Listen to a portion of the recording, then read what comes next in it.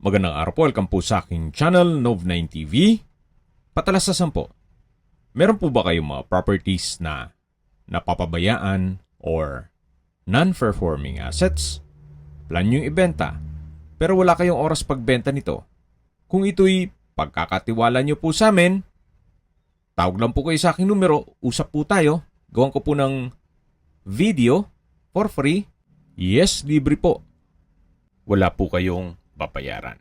Tutulungan pa namin kayong mabenta ang inyong property. Kami na po bala sa marketing, sa boosting, pati po sa paid advertisements, even sa tripping. Hindi na po kayo mapapagod sa pag-entertain ng mga buyers. Kami na po bala sa lahat. Tawag lang po kayo. Nandito po tayo ngayon sa Caloocan City kung saan meron po tayong bagong video presentation. Isang house and lot na may apartment. Ito po ay income generating, may lot, area na 316 square meters. At may floor area na 180 square meters more or less. Nasa loob ng isang subdivision at mataas na lugar, kaya flood-free area. Malapit din po ito sa mga business establishments. Mamaya po sa dulong parte ng video, pag-usapan natin ang distance, location, travel time, pati presyo nito. Tungkol naman sa dokumento nito, ito'y titulado, buhay po ang may-ari, kaya wala po kayong maging problema sa documentation o sa transfer ng title. Ito pong nasa harapan, yan po yung main house, sa likod po yung up and down na meron pong umuupa. Ang monthly rental ay 8,000 at sa likod naman po ay meron pong dalawang studio type na kung saan 4,000 naman po ang monthly rental. Well-maintained naman po itong bahay kaya wala naman po kayong ipapagawa dito. Dito po sa harapan ay may maliit na espasyo na pwede pong mag-garden. Doon po naman sa dulo ay meron pong daan papunta naman doon sa isang studio type at ito pong garahe, yan po ang daan papunta naman doon sa up and down na paupahan at sa setback naman po ay meron pong daan papunta doon sa isang studio type unit. Yan po yung tinutukoy ko na pwede po kayong mag-garden. At ito naman po yung main door. Yan po yung driveway hanggang dun sa apartment. Itong main door ay naka-aluminum screen door at solid wood door. At welcome po dito sa bahay ni Madam. Nasa ibang bansa po siya kaya madalang lang pong matirhan itong main house. Ito po yung living area o salas. Malaki naman po ang espasyo nito. At dito naman po yung dining at formal kitchen. May kitchen countertop, kitchen drawer and cabinet, wall-mounted kitchen cabinet at malaking kitchen window. Tungkol po sa furnishings, siguro makipag-negotiate na lang tayo kay Madam kasi wala po siyang nabanggit kung isasama niya po yan. Yung dining set at sofa set. At dito naman po yung mga kwarto. Ito po yung first bedroom. Malaki naman po ang espasyo niya. May window type aircon, dalawang glass window. May pin lamp, center lamp, wardrobe, drawer at dresser, at maayos din po ang pintura ng ceiling at wall. Ito pong bed frame and mattress, gaya na sabi ko sa inyo kanina, siguro makinegotiate na lang tayo kung maibigan nyo po yan. At labas na po tayo, yan po yung unang kwarto. At paglabas nyo po, matatanaw nyo naman yung dining area at formal kitchen, pati living area. Ito naman po yung pangalawang kwarto.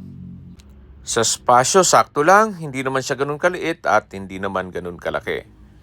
may malit na wardrobe sa dulo at meron pong glass window. Naka-tile flooring na rin po siya at maayos din ang pintura ng ceiling at wall. Dito po sa dulo ay meron pong banyo o toilet and bath, may hand wash basin, water closet, at shower enclosure. Naka-tile bathroom wall at meron din pong overhead shower. Ito po yung toilet and bath dito sa second bedroom. Yan po yung wardrobe, may drawer, may bed frame and mattress, at naka-solid wood door. Paglabas po natin, dito naman po yung common toilet and bath na meron pong hand wash basin, water closet, tissue holder, vanity mirror, shower enclosure. From floor to ceiling po ang tile bathroom wall at meron din pong shower. Yan po ang toilet and bath o common toilet and bath. Yan po yung second bedroom at yun naman po ang first bedroom. Baba po tayo. May 3 steps ng hagdan dito. Yan po yung living area o salas. Dito naman po yung formal kitchen at yung dining area. Meron din pong split type aircon dito sa may living area. Maganda rin po ang ganitong size ng bahay para less maintenance. At hindi lang doon, ito po'y income generating. Yan po yung tinutukoy ko na up and down. Ito po yung ground floor. Mula dito sa living area, dining area hanggang kitchen, wala po siyang partition. Then yan po yung hagdan. At sa dulo po ay meron pong access door papunta sa dirty kitchen. Dito po sa taas ay open lang po siya, pero pwede pong gawing 2 bedrooms. Hindi lang po natin maakyat at may mga personal na gamit po yung nangungupahan. Upon tripping po, pwede namang i-check natin yan. Yan po yung kitchen countertop, may kitchen cabinet, kitchen window, at ito naman po yung dirty kitchen. Meron pa pong isang paupahan dito sa dulo. At upon tripping po, ma-check natin yan lahat. May mga nangungupahan po kasi. So, nakakahiya naman po sa kanila na papasukin natin. Anyway, balik po ulit tayo dito sa harapan. Nakakabukod po yung daan naman ng isang paupahan. At meron din po siyang sariling gate. Sa dulo po niyan, yan po yung tinutukoy ko na isang paupahan. So, bali po, yung up and down is 8,000.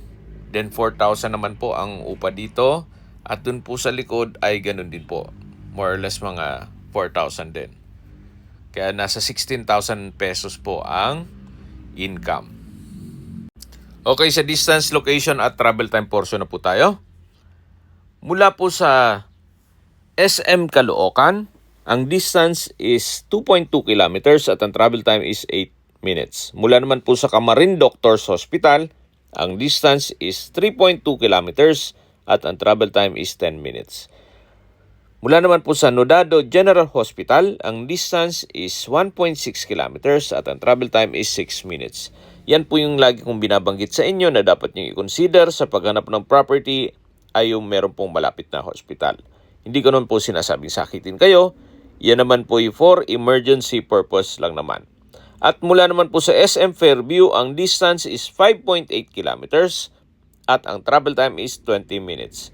Kung manggagaling naman po sa Manila o sa airport, ang distance is 39 kilometers at ang travel time is 1 hour and 10 minutes. Okay, sa mga nag-skip ng video, ito pong property ay nasa Caloocan City. May main house at apartment. Ito po ay may sukat ng lupa na 316 square meters at itong bahay naman ay may floor area na 180 square meters more or less. Titulado, buhay po ang may-ari at nasa ibang bansa po si owner. Kaya bihira niya pong matirhan ito. Nasa mataas na lugar kaya flood-free area. Okay, sa presyo na po tayo. Binebenta po ito ni owner sa halagang 12 million pesos. Kung may mga katanungan po kayo, tawag lang po kayo sa aking numero. At sa mga kababayan naman natin nasa ibang bansa, meron po akong WhatsApp, Viber, Telegram, at Signal.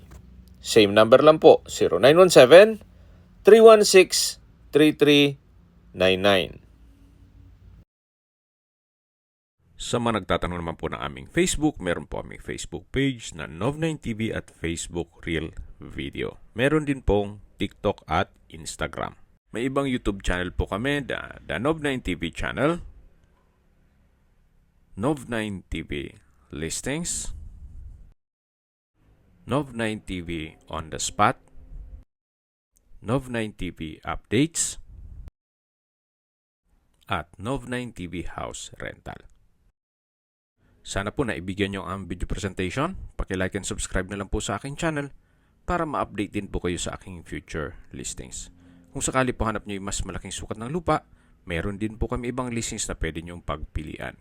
Huwag po kayong mag-atubiling tumawag sa amin. Then, let us know your budget para malaman namin kung anong property pwede naming ilog sa inyo. Sa lahat pong viewers, subscriber at nagtiwala po sa amin, salamat po sa suporta. Ingat po kayo lagi at yung pamilya. Maraming salamat po.